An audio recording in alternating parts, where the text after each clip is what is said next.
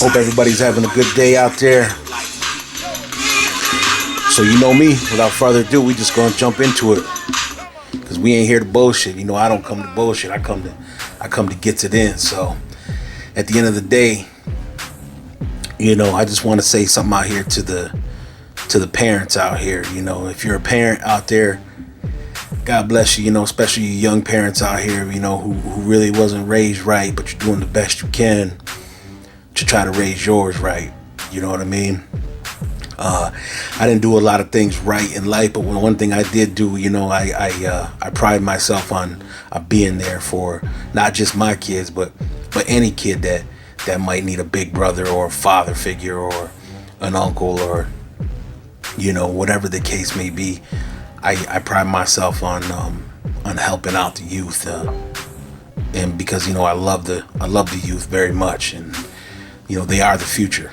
But to any parents out there, shout out to all my parents out there, man. Listen, I know we live in the era, you know, where we like to say, and I'm guilty of saying it too. I'm guilty of saying, like, damn, man, these fucking kids, right? These fucking kids, they don't have that factor in there, you know.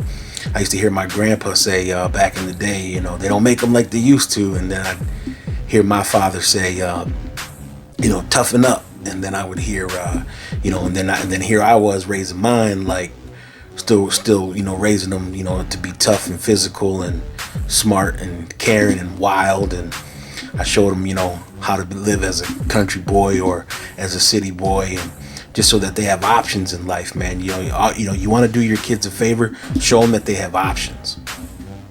But to all the parents out there, man, we got to be easy on these kids, man. I hate to be the one to say it like everybody else. I'm like, yo, they got to toughen up, right? That's me, right? You know, you got to toughen up. But at the same time, they ain't grow up in the world that we grew up in. You know, can't nobody say in the last 100 years that they grew up during a time where it was a pandemic and a plandemic, and motherfuckers couldn't go to school, right? Some of them didn't want to be home. Some of them looked forward to going to school. Motherfuckers couldn't play sports. They had no outlets. They were stuck inside for almost 2 years. Like, be easy on your kids, man, because their mental capacity right now is at risk. Their mental health is at risk, 100%, man. And we have to build these kids back up, and we have to build them up because the system has broken them down. The world that they're living in right now and for the past 2-3 years has been nothing short of just crazy, ridiculous. So, you know, at this time in need, for this time in need, I need everybody to just be easy on their kids and show them that little bit of extra love that they think they deserve, right? Show them that love, because tough love works, but some of them, man, they just need that real love, because it's been nothing short of hard on them the past couple years. And parents, man, if you don't know how to talk to your kid, just watch them and see who they take to. Do they take to Uncle Mike? Do they take to, you know, Aunt Lucy? Do they take to, you know, who do they take to? You know, I'm just using those as references. But who do they take to? And then talk to them to talk to them. Because sometimes, man, you gotta have Riggs. Quit all that chomp licking. You see him in there licking his chomps? Every time I come in here, every time we live, you in here fucking with me. Just kidding. That's my dog, man. But at the end of the day, man, you know, see who they take to, and then have them talk to them, because not all kids. Sometimes, you know, they have a built-in barrier, you know, where, you know, parents can't say nothing to them. And just like kids can't say nothing to their parents, there's a built-in barrier there. It was there when they were kids, and it transferred down from generation to generation. So, you know, if your kid Billy likes, you know, he really looks up to Uncle Jimmy, have Uncle Jimmy talk to him. if he's if they're idolizing somebody else, even if you don't like that person they're around or that family member, have them talk to him for him, because it's better to get to the child than to not get to the child and then have them explode or implode. So definitely want to fucking get after that. And I just got to tell you, man, like, the situations and shit that we're living in, we're coming in some times and some days right now that are leading up to something big. And I mean big. I mean big in our consciousness, big in our community, big in our towns. You can see it right now with the drug surge. And I just had a friend that passed away recently to drugs, and I'm sure, by the show of hands, we can all raise our hand and see who we all have had somebody pass away due to drugs. And I got to tell you, man, I'm not going to hold back on this topic. I think recreational drugs, they used to be safe in my day. You might be able to do a little blow.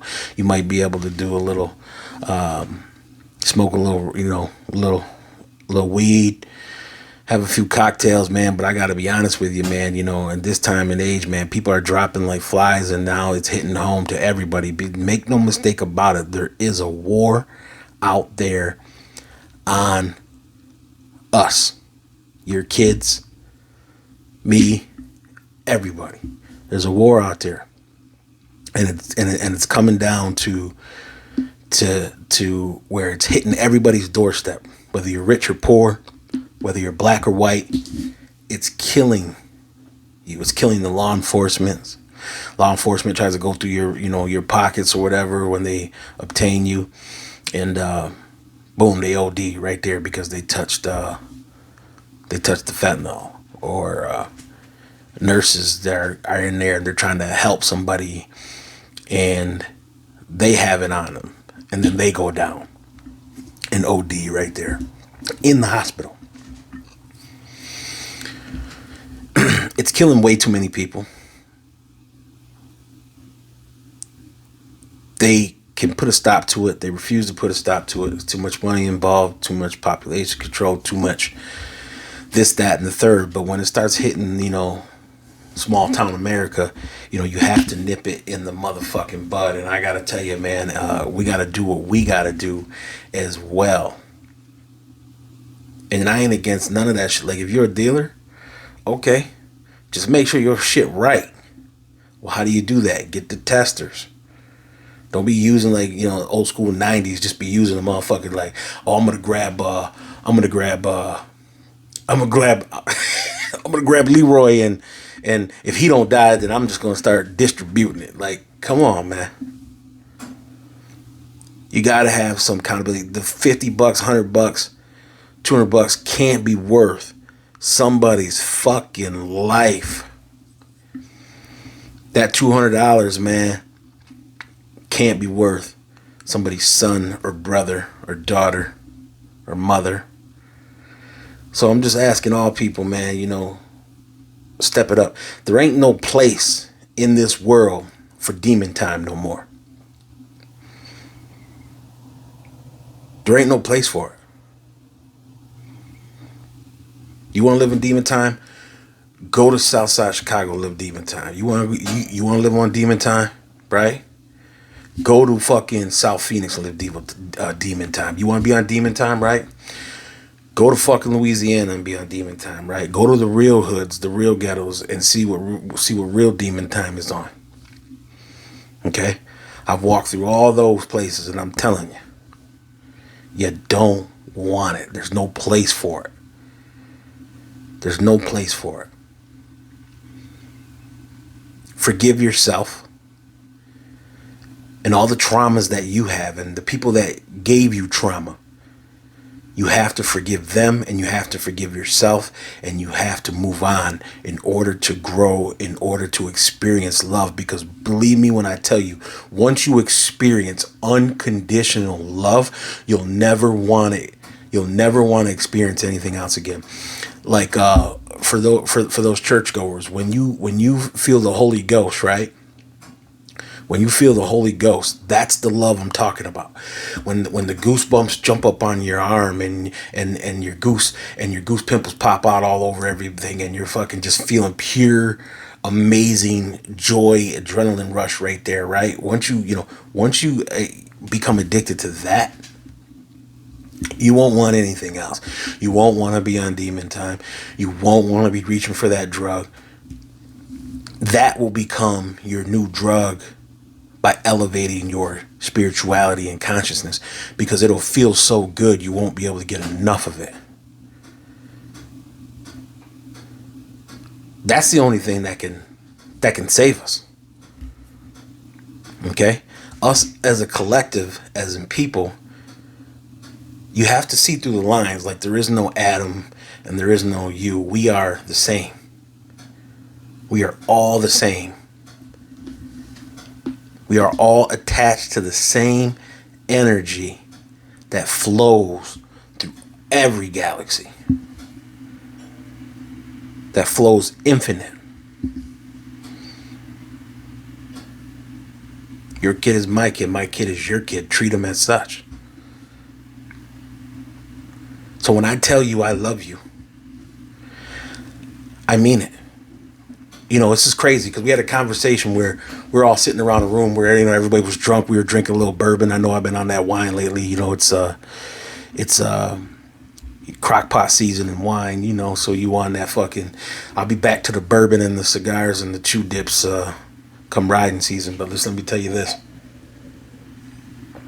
We were all kicking it one day, and we were all talking about the people that we've all had intimate sex with, or whoever we fucked or whatever. And everybody was blown away because I was like, yo, every person I've ever had sex with, I loved them. And they're like, bullshit, you ain't never do a one night stand, you ain't never do this, you ain't never. I'm like, yeah, I done that, but I loved them. They said, what? And I used to have my boy used to make fun of me all the time. He's like, don't go telling them girls you love them. I do. I love everything about a woman. No matter how much of a good guy I am or an asshole I can be, I love everything about a woman. Every woman that I have ever been with sexually, I feel like they're a goddess. Because if I didn't, then why would I do that? I can pleasure myself. So, call me weird, call me stupid. I don't give a fuck what you call me, but any woman I've ever had sex with, I loved them, right? And the ones that I marry, I'm in love with. You see the difference there? You see the difference there? In love and love, right? You may love your baby daddy or your baby mama, but you in love with who you with right now, right? And then people mistake for being in love. You can't lust after somebody else. You're not allowed to lust after nobody because you're supposed to be in love, right? Bullshit. You still see yourself as something higher in the food chain. You are like, fish don't look at other fish and go, I can't fuck with that fish. I'm in a relationship. Dogs if dogs walk up and sniff other dogs, I can't sniff you. I'm in a relationship. It's okay to be attractive, even though you're in love with somebody and you're with somebody. It's okay to be attracted to other people. See, I know a lot of bitches who got their ass whooped because they thought one of their boys, one of their man's friends was attractive. And I know a lot of guys who got their feelings hurt because their lady was like, I think, your friend such and such is attractive. They're not fucking them, right? They're human. You're supposed to find other people attractive, men and women. You're supposed to find other people attractive. So I want you to take that, because there's a lot of haters out there that be like, oh, fuck that. She liked his poster. He liked her. He's allowed to, okay? As long as she ain't over there putting actions to lust. That's normal. That's normal. I'll say it again. It's normal. Say it with me this time. It's normal, right? You can be in love and still be attracted to somebody else. But it's the minute when you act on it is when you're in violation. I'm just, I got a nice body, but I've gained a lot of weight. The older you get, the more love and pounds you put on. But I gotta tell you, I know there's always somebody out there who's got better body, bigger titties, bigger dick, right? More money.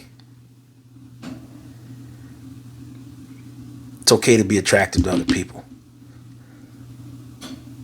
You're only human after all, right? Peace. Thanks for tuning in.